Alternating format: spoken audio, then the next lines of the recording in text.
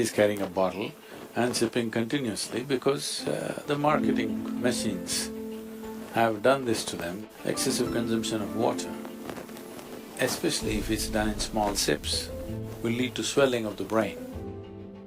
At the same time, when you need water, if you don't drink, it'll cause damage to the system. It is not just about drinking liquid water, you must eat high water content foods.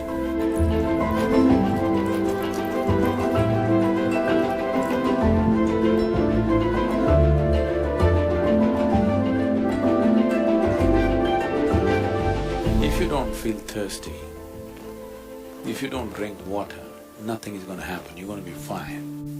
It's only in America, in cold climate, everybody's carrying a bottle and sipping continuously because the marketing machines have done this to them that they must drink lots of water.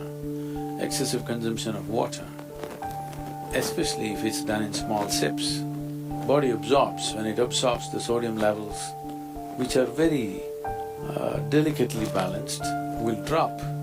The rest of the body also is affected but may not be so noticeable, but in the brain, sodium levels dropping will lead to swelling of the brain. This does not mean your brain is growing. It means… swelling means it's a kind of sickness, okay?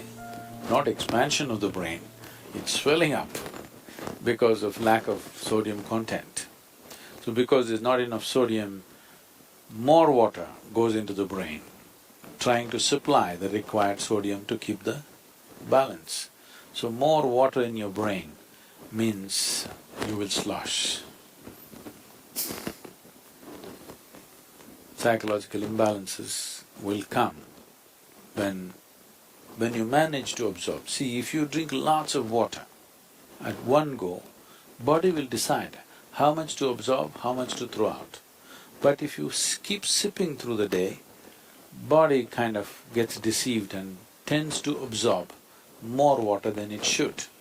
But let's say right now you drink 2 liters of water, all of it is not going to go into the system. What is needed, it'll take, rest of it will be shunted out.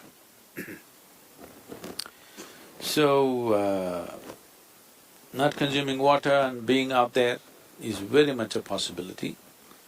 Nobody need to drink water simply because you think it's a good thing to do. When you feel thirsty, you must drink water just to ensure you're drinking enough. Drink 10% more than what you actually need, a couple of cups more, just to ensure that you don't drink less. If you're not the kind who is carrying a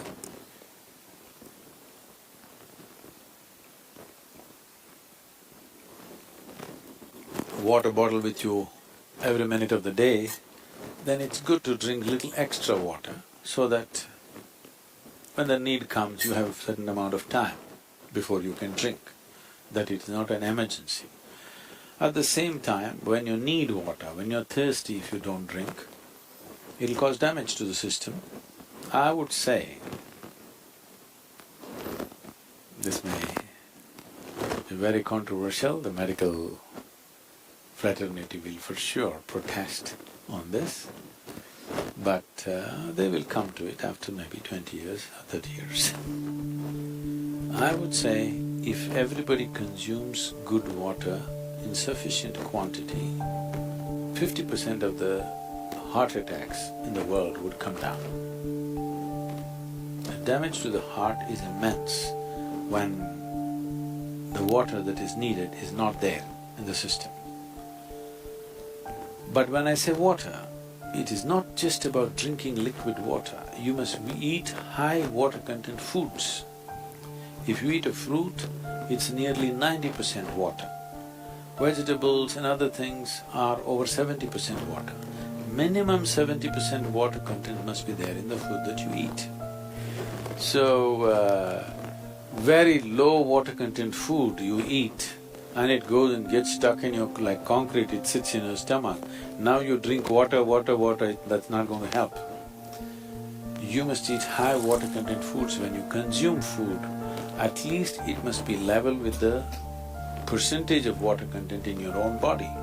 So any food that you eat should be at least 70% water content. So this is why vegetables, fruits must be part of your diet so that it is there.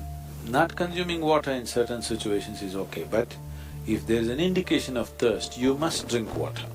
It's very necessary that you must drink water when there's an indication of thirst, because body has its own way. When it indicates you need water, you must give it water within 20 minutes or at least at the most half an hour. You must drink substantial quantity of water. If you drink enough water, then body will choose how much to take, how much to reject.